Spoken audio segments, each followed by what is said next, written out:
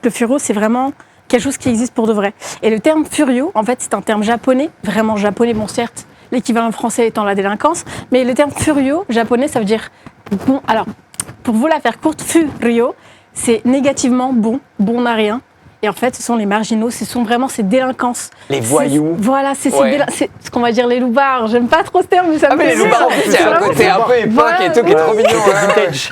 Mais c'est vraiment cette délinquance juvénile-là, mais il faut savoir que le terme juvénile est très important parce que furio, c'est vraiment une catégorie d'âge, c'est vraiment tout ce qui est lycée, c'est scolaire. C'est pour ça que dans tous les mangas, c'est toujours de manière à l'école. D'accord, D'où ok. l'uniforme. Et oui, scolaire. d'où le Non, mais Gakuran. j'adore, D'où le mais Gakuran. tellement stylé. Et c'est le Gakuran de Crow Zero avec le petit bouton de Suzuran. Voilà. Trop stylé. Ah Et ouais. oui, on est dans le thème. Non mais alors là aujourd'hui, on connaît le alors, on classique. a des pros de pros. On connaît nos classiques. Et comment vous définiriez l'émergence des mangas Furio dans les années 60-70 Je vais te laisser répondre et je vais répondre parce Ouais. que je vais étaler le sujet Ouais, moi. Ah mais j'adore. Mais je suis emballé parce que c'est quelque chose que je connais pas très bien. Bah, Et j'ai grave hâte de mieux connaître avec Déjà, ce mouvement culturel du furio au Japon, il a émergé après la Deuxième Guerre mondiale. Il y a eu un contexte historique où le Japon a commencé à se reconstruire.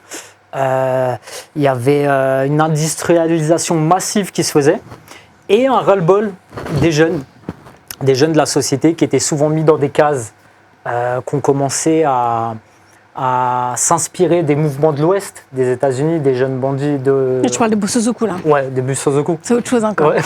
C'est un sous-genre et Busozoku, ça va être les motards japonais. D'accord, ok. Mais concrètement, ouais, ça va être dans les années 70 que les jeunes de la société japonaise ont Parce commencé... qu'il y a les bancho, c'est ça. Alors, c'est un Bancho autre ou terme. bancho, C'est comment on dit bancho. Encore. Alors, il faut savoir qu'en fait, le furio, aujourd'hui, on le connaît, cette délinquance-là juvénile, dans le manga, je parle vraiment que dans le manga, Ouais. on le connaît sous le terme de furio. Mais il faut savoir qu'à une époque, dans les années 60-70, et les premiers mangas sont apparus dans les années 80-70, en réalité, dans la vraie vie, comme je le disais, ça existe, ces délinquants-là, cette délinquance-là. Donc ce c'est venu de mouvement-là. là en fait. C'est venu de là, D'accord, sauf ok. que c'était pas le terme furio.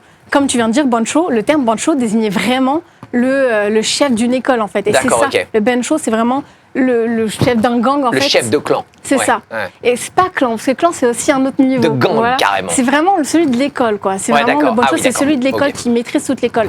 Et il faut savoir qu'en fait, le mouvement de voyous, de délinquance au Japon a connu plusieurs phases. Et dans les années 60, voire 50, on avait déjà d'autres termes. On avait le bankara, on avait bencho, on avait tsupari, et aujourd'hui on a furio, et encore ça se développe. Aujourd'hui, on part sur d'autres termes. C'est vraiment une évolution, en fait.